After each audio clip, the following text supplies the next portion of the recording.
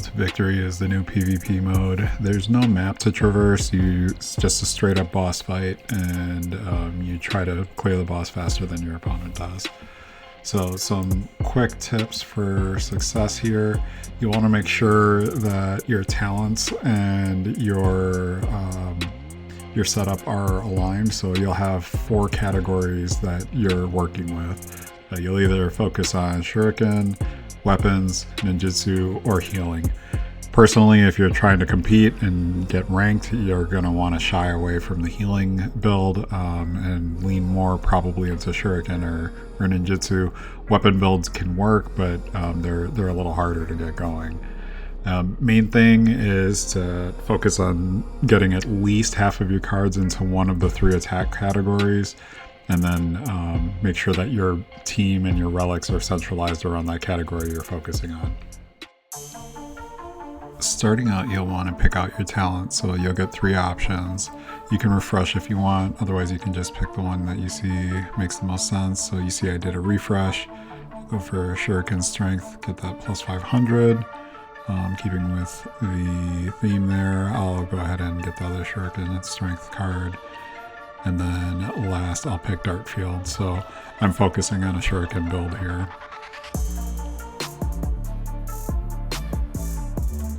And so something you'll notice is your first few matches, you're going to get matched up against other people who only have the same number of talents that you have. And then the boss that you face early on, you can see it's only level 60, so just getting started, you're going to start with weaker bosses, and then they'll ramp up as you go.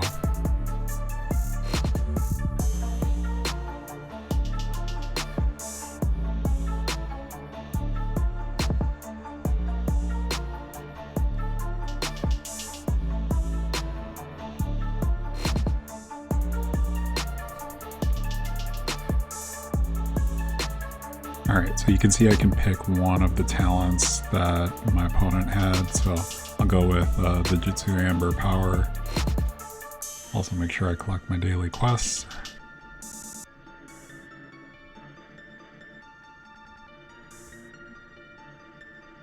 So, probably want Element from this guy if I win.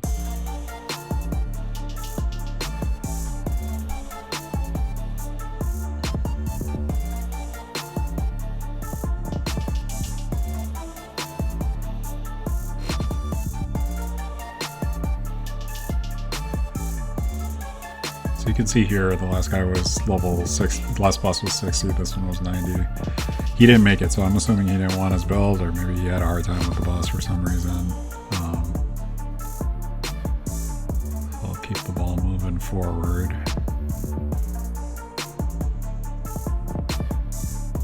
So you'll notice there's some other ones where you can take damage to boost your damage, and that doesn't work as well as what I think a lot of people would like it to do. So those are kind of like if you see a healing card and you want to be able to deal more damage, maybe you pick those instead, but otherwise I wouldn't go for those.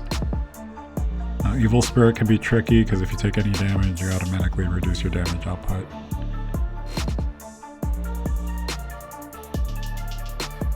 You can see Element stacks really nicely with that additional shuriken damage.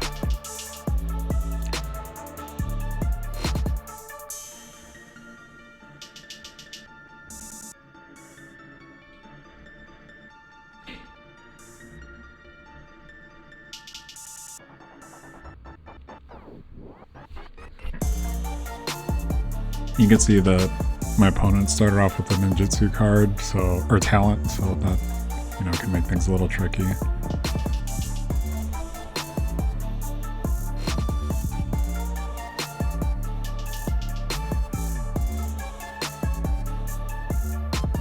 So it's okay to go into other talents too, just generally easier to do what you want if you focus with a specific theme. That Dart Field will definitely help out with getting additional ninjutsu damage.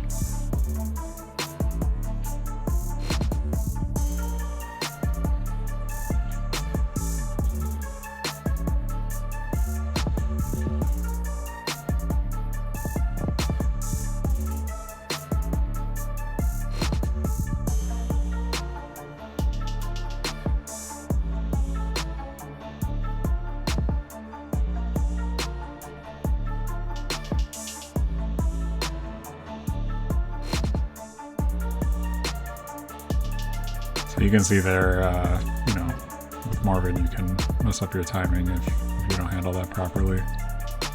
That's all right. We got a relay.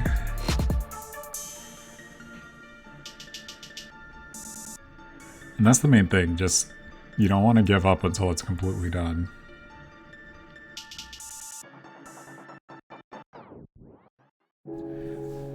So just some final thoughts here. Make sure you use the relics that support the talent setup you're aiming for. So if you have a shuriken build, make sure that you're focusing on talents and relics that add overall attack damage or shuriken damage. If you're going with a weapon build, you know, focus on talents and relics that add overall attack, elemental damage, or just straight weapon damage.